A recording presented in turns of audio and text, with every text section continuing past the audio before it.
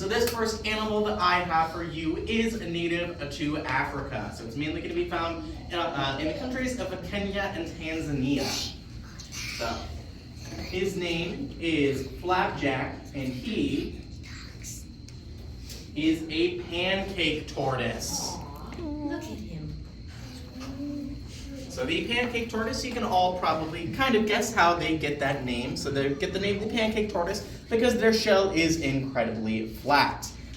So yes, that is how they get that name. However, the fact that their shell is flat is really not even the most unique thing about their shells. Because on top of being incredibly flat, their shells are also very thin, flexible, and is filled with a bunch of holes in it to make it much more lightweight. Because the pancake tortoise really does not use their shell in order to help them to protect them from predators like most other turtle and tortoise species do. Instead, the pancake tortoise is much more likely to use its speed in order to help keep themselves safe from predators. Now, you may all be thinking right now, well, he is just a tortoise though, how fast can he go? But right now, you guys are looking at the fastest species of tortoise in the entire world.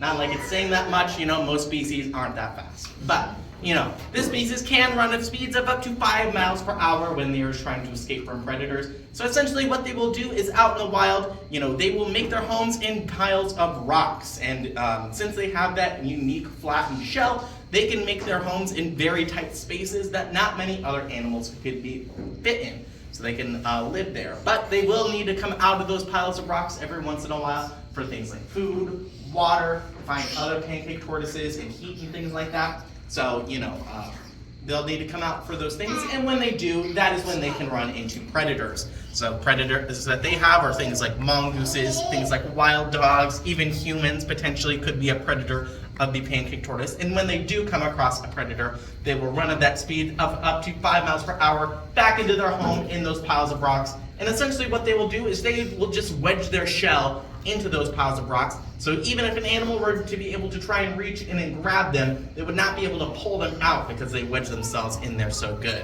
So that is what they will do in order to help keep themselves safe from predators out in the wild. Now, unfortunately, the pancake tortoise is a critically endangered species of animal. So out in the wild, their population has been decreasing, and that is due to a couple of different reasons. One of those reasons being due to habitat loss. So out in the wild, the habitat that the pancake tortoises have is being used up by humans for things like agriculture and things like, home building and stuff. And even humans bringing in livestock like cattle and goats will eat up all of the vegetation that the pancake tortoises need in order to eat. But another very big problem that the pancake tortoises face out in the wild is just people taking them from the wild just to be put into the pet trade. So the pet trade is a large problem that many different reptile species across the world face, where humans will go out, take them from the wild, take individuals from the wild, just be pets for people in captivity. But then those individuals are no longer out in the wild, they're no longer breeding, and then that can do a lot of damage to wild populations. And that is and the pancake tortoise is a very good example of that. But thankfully, in captivity, in zoos across the world, especially here in the United States as well as in Europe, there are breeding programs specifically hoping to captively breed pancake tortoises to hopefully release them back into the wild to get their populations back up, as well as there are now laws in place in the places that the pancake tortoise is native to hopefully keep people from taking them from the wild as well.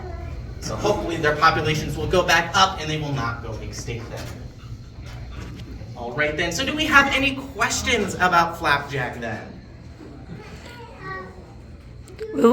What's the original place that they come from?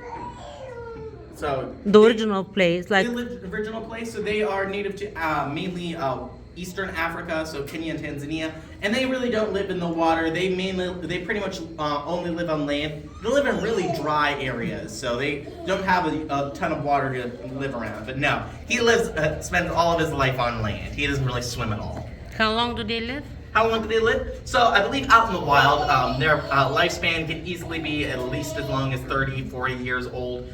In captivity, probably even longer than that, maybe even as long as 50 years. But they can live for quite a while. that's for sure. How old is this guy? So we don't know exactly how old, this one is. We estimate, since this is about full size for him, probably at least 10 years old. So I would say probably maybe somewhere between 10 and 15 is my best guess. But as I said, we do not know the exact age of Flapjack, unfortunately. All right then, if we do not have any more questions about him, then I can go ahead and put Flapjack away, and I can grab the next animal that I have for you guys. And we're sure that it's a male, right? That's a male for Yes, this is a male, so the females get much bigger. I mean, not significantly bigger, but noticeably bigger.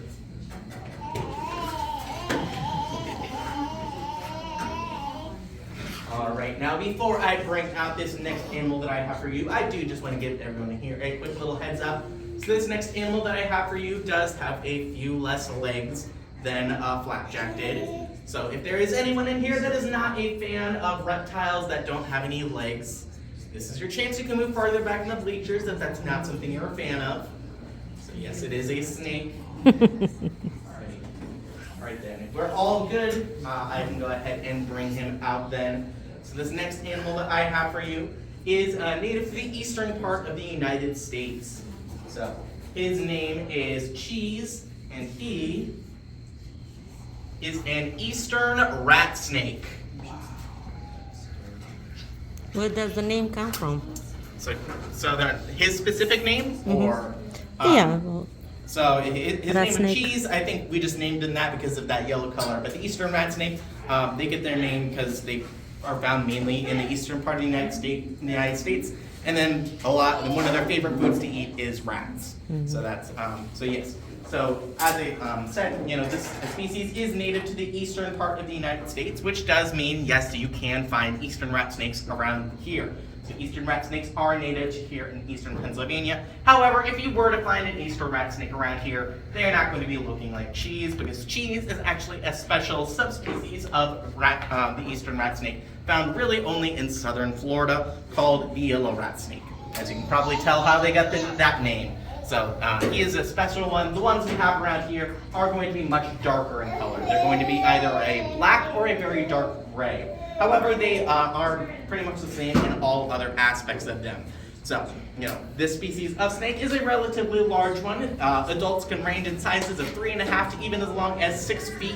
So they can get pretty big, and therefore they also have to eat naturally quite a bit. As you can probably tell from their name, they will eat rats and other rodents out in the wild. However, that is not the only thing that they will eat. They will also eat things like frogs, lizards, birds, and even bird eggs as well. In fact, the eastern rat snake has sometimes gotten the nickname the chicken snake because they have been known to go into chicken coops, eat both the baby chicks as well as the chicken eggs.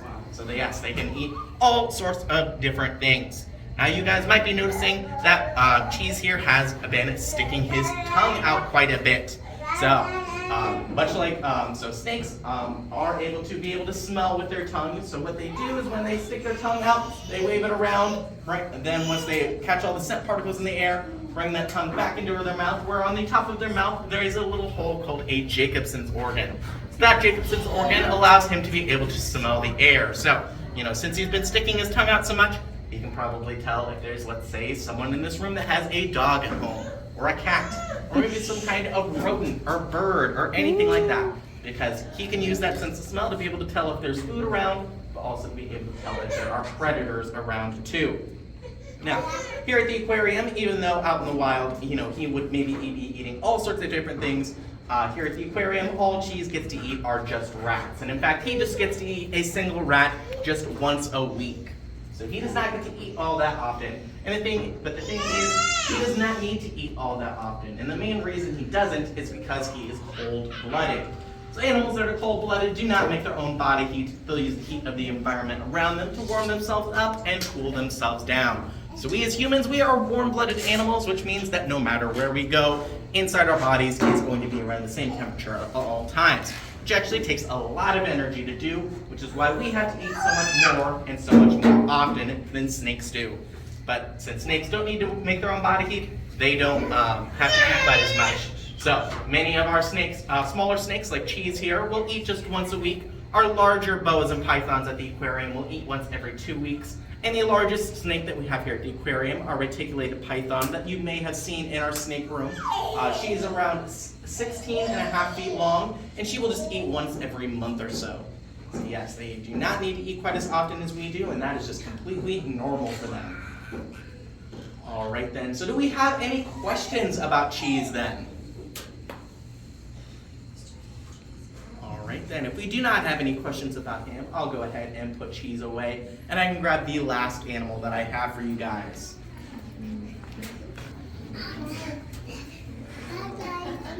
Bye-bye, Cheese.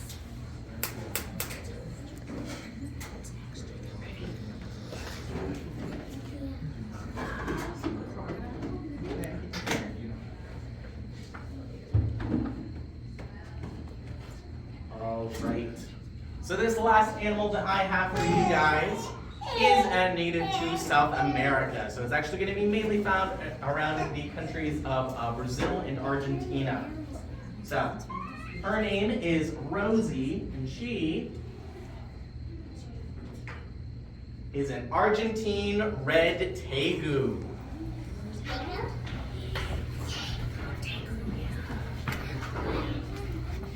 So yes. So with a lot of different animal species, you can actually tell quite a bit about them just based on their species name. So, with Rosie here, you can tell that she is from Argentina, naturally, as well as some other places in southern South America. You can tell that she is red or reddish in color. And then that tegu part of her name refers to the kind of lizard that she is. So tegus are a group of lizards found mainly in South and Central America.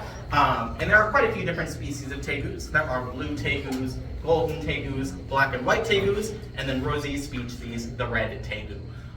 So yes, so red tegus, so female red tegus, like what Rosie here is, are the smaller of the two sexes. So females will usually only grow to be around 3 feet long, which is the size that Rosie here is. However, males get even bigger than this, growing to be around 3.5 to sometimes even 4 feet long.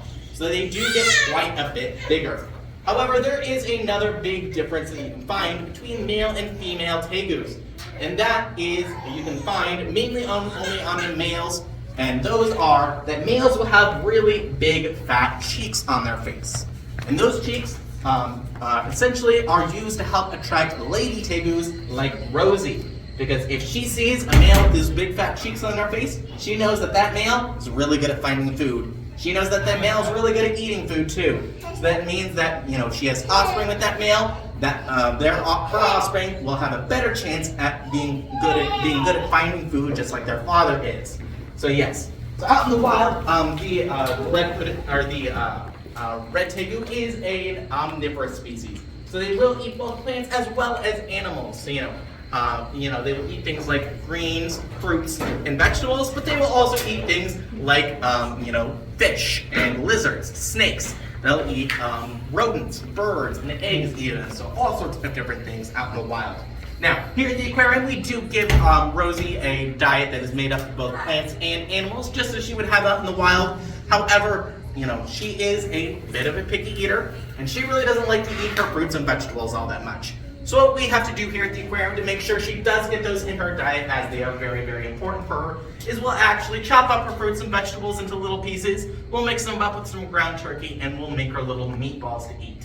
And so that's how she gets to eat her fruits and vegetables here at the aquarium. So she is a little bit spoiled, but she deserves it. Now, so out in the so even though Rosie here is a pretty big lizard, as you can see, out in the wild they still do red tegus still do have predators. So animals like jaguars, animals like caiman, and even large birds of prey all might find Rosie to be a pretty tasty snack if they ever came across her. But Rosie does have some things that she can and will do to help keep herself safe from those predators if she ever doesn't come across them. So, out in the wild, if Rosie ever did come across a predator, the first thing that she would probably do is she would open up her mouth, she'd make a hissing noise, she'd essentially just try to make herself look as big and scary as possible and just try and scare that predator away. Because most predators don't want to mess with something that is big and scary, and if she can scare them off, then that is great for her. But that will not always work. And so if that does not work, the next thing that she will do is that she will actually try and run away. But the thing is, she's not really all that fast, especially not on all four legs like this. So when tegus, when they want to run away from a predator, instead of running away on all four legs, they will actually stand up on just their back legs to run away from predators. Because they can actually run away quite a bit faster on just their back legs rather than on all fours. Now, she does not have the best balance, so she can't do that for, super long, but she can sometimes do it for long enough where she can get away, she can find a place to hide or something from the predator and stay safe from them that way. Now, if that does not work, then the next thing that she's going to do is she's going to have to fight that predator off. So she'll use that long tail that she has, she'll use that as a whip, and she'll whip the predator. She'll use her claws and claw the predator, and she'll use her mouth and her teeth, and she'll bite the predator. And that is all to get that predator to just back off and to leave her alone. Now, if all of those things do not work, however, Rosie here does have one last trick up her sleeve. So, let's say that I was the predator trying to eat Rosie, and let's say I had grabbed onto her by her tail and I was trying to pull her away.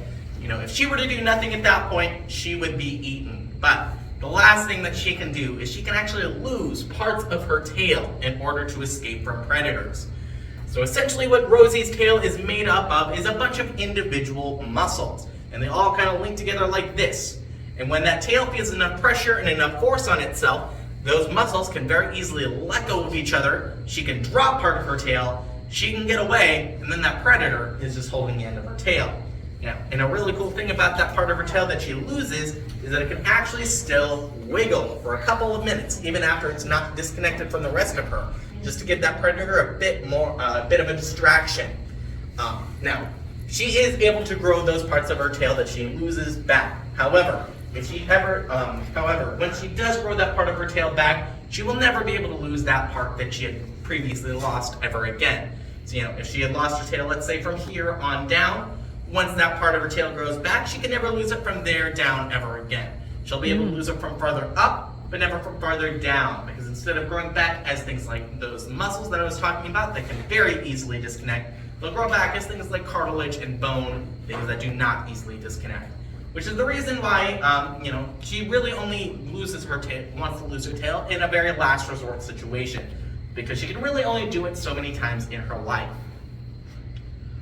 Alright then, so do we have any questions about Rosie then? How long do they live? How long do they live? So they're in captivity at the very least. I believe their lifespan average is around 15 years. Some individuals have lived as long as 20, probably 20 plus years even, but I think 15 is usually around the average. Rosie here, we believe, is probably around 8 to 10 years old. She is fully grown. As I said, this is as big as she'll get probably. So, but yes, we believe she's around 8 to 10 years old. Yes. Has she ever lost her tail before? So no, she has not. So, Rosie is a situation where she was someone else's pet before she came to live with us.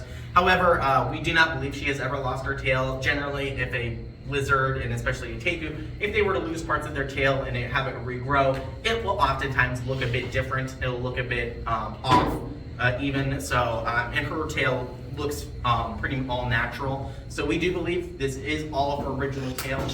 If she ever needed to, she could, lose any part of it. But that is one reason why we are very careful whenever we handle any of our tegus, because, we don't want them to accidentally lose their tail if they don't need to.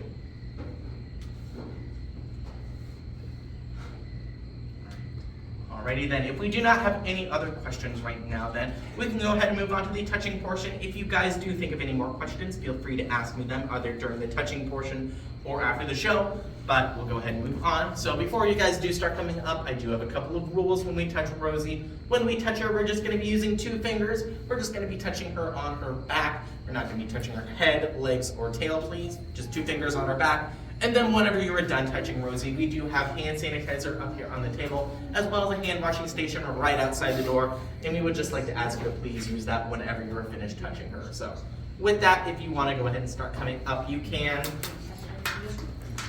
I just want to take a closer video, that's all I need. Hi, Rosie.